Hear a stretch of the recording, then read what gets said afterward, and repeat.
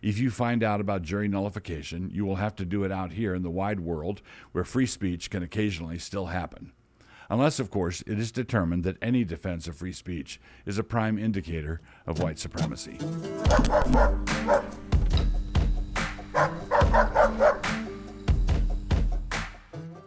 Introduction.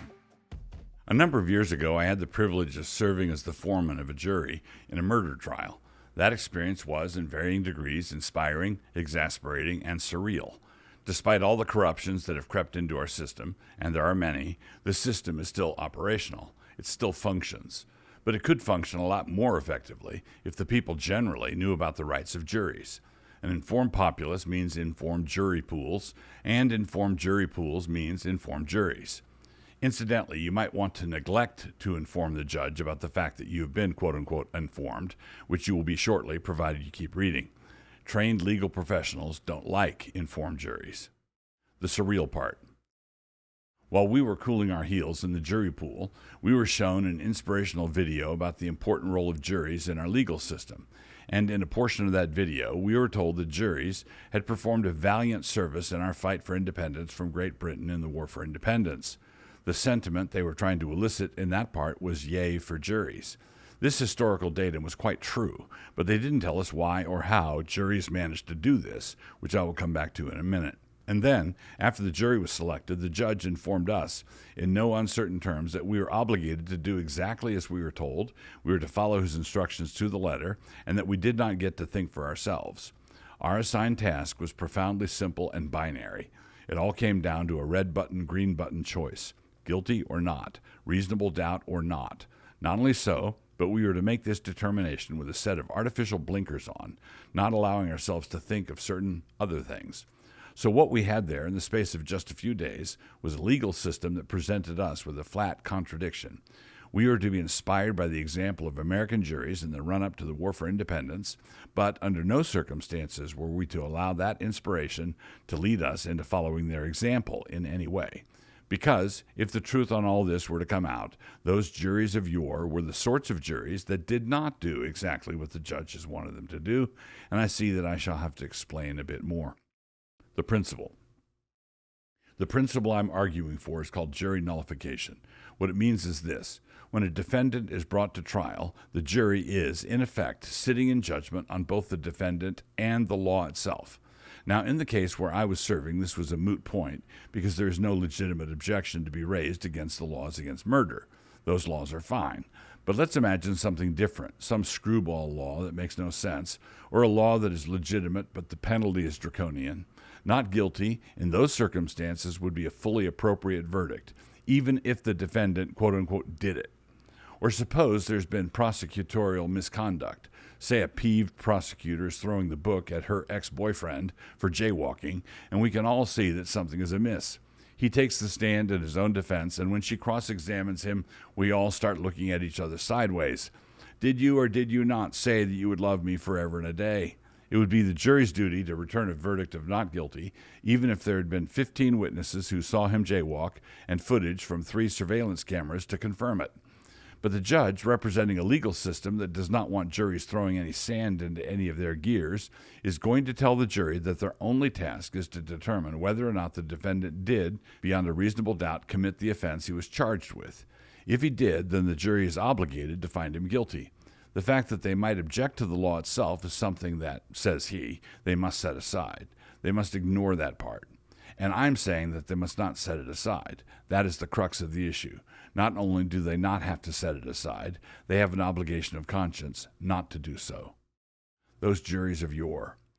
Those juries of old time, the ones we were supposed to be inspired by, were juries that refused to convict people who were manifestly guilty of breaking the laws in question. And they did this because of their disgust with the laws in question. The laws established by Parliament were laws against smuggling. Remember the tea tax and all that stuff?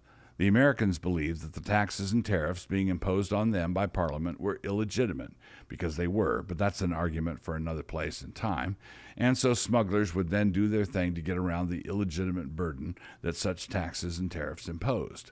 When such a smuggler was charged, the jury was selected from a pool of Americans who thought the best thing to do was to request that Parliament go pound sand. They did this through a refusal to convict. The power of juries. Now, it is beyond dispute that juries have this power. The question under dispute is whether or not they have any right to wield this power. The legal community today wants to argue no, but the legal community today would get rid of juries themselves if they could. The people who established the jury system and who defended it in olden time most certainly believed that it was the right of juries to behave this way. That is why things are set up this way.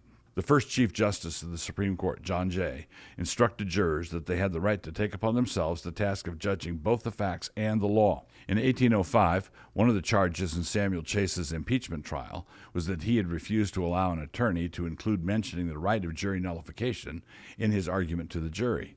But as the legal system got more ensconced, shall we say, they started to get tired of plebes and whatnot coming into their pristine courtrooms with all their unwashed opinions.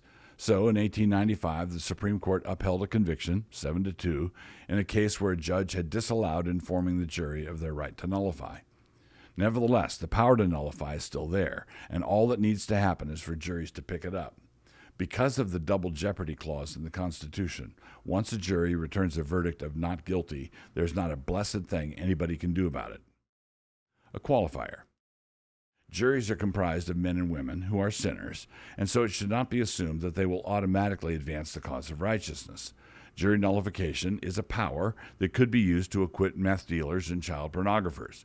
If jurors have a seared conscience, they might go into the jury room and then do what people with seared consciences do. Jury nullification has been used against the fugitive slave law, against prohibition, and against drug laws. Obviously, on the merits, a nullifying jury might get it right or wrong. If juries sit in judgment on the law, not just on the defendant, and they do, then it is important that they not be guilty of a miscarriage of justice in either direction. One miscarriage of justice would be finding a defendant guilty if he did not deserve that verdict. Another miscarriage of justice would happen if a verdict against the law were returned if the law was just, and the prosecution was honest and conducted in good faith, and the penalty was not draconian. Remember, juries perform this function not by finding the law guilty, but by finding the defendant not guilty. The origin of juries. Our jury system began to take shape in the 12th century when Henry II determined that a good way to resolve land disputes would be through the use of a jury. Then, in 1215, the Magna Carta regularized the practice, stipulating that a free citizen could not be proceeded against in his liberties or property or his person, quote, except by the lawful judgment of his peers, close quote. I'm collapsing centuries here, but as it stands today, the United States is the only country where juries are routinely used in non-criminal cases. It is a precious liberty, and just as we should not allow it to be taken away, so also we should not allow it to be redefined away. So if you get summoned for jury duty, don't weep and moan and pretend to the judge that you twisted your ankle. In part, I'm interested in citizens with good sense reading up on all of this because we have our own Stickergate jury trial coming up this month. And I, for one, am really interested in looking at the jurors' faces as they discover what the city of Moscow has been up to. I can't go into all of it now, but it rhymes with gananishins. A feature, not a bug. The objections are not hard to come up with. It can easily be said that individuals randomly selected from the citizenry are outsiders to the way our political system works, except in the sense that they have to live under it. It could also be said that these jurors are not trained in the law. They have no legal expertise. It could be said that we are placing matters of great moment into the hands of amateurs and are risking a miscarriage of justice. These objections actually all boil down to the same objection, which is that juries are not educated and trained in the niceties of the law. But that is actually the whole point. This is a feature, not a bug. Just as you don't want the defendant's very best childhood friends sitting on the jury, so also you should not want someone whose entire outlook was shaped and trained by the corrupt system that the jurors are evaluating. You want objectivity in both directions. But unlike the trained professionals, a particular jury comes into existence and goes out of existence. All the people on the jury go back to their regular lives, lives in which they spend almost all their time minding their own business. The trained legal professionals, the prosecutors, the judges, and whatnot, have burrowed into the woodwork, and they spend almost none of their time minding their own business.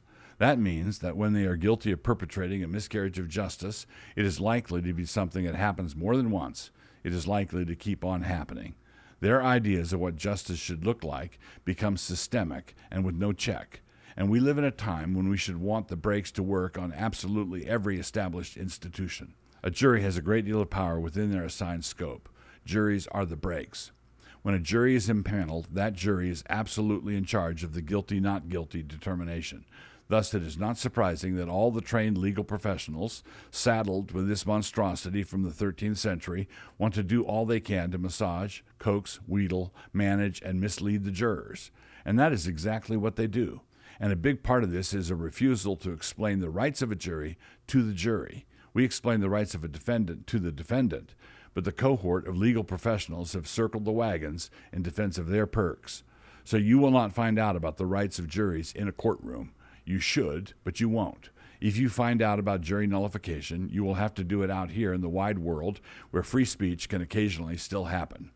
Unless, of course, it is determined that any defense of free speech is a prime indicator of white supremacy. Before I go today, I want to tell you about a new documentary that Canon is releasing from my daughter, Rebecca Merkel. It is called Eve in Exile, and it comes out on May 6th. Eve in Exile is a movie about the failure of feminism and the future of femininity. Be sure to check it out exclusively on Canon Plus. Here's a quick look. What does it mean to be a woman? Apparently nothing at all. Can you provide a definition for the word woman? I can't. So I'm not a biologist. Our culture hates the idea of boundaries. My body, my choice! We just want there to be no rules, no lines, no definitions. As a woman, What is that? was to each their own. We're Christian women, and we want to live in the way God told us to. But we're looking out over this current playing field and wondering where on earth we are supposed to stand. Our daughters are born into the ruins of what used to be a Christian nation, and we are raising them in the wreckage of the West. What does obedience look like in this madhouse?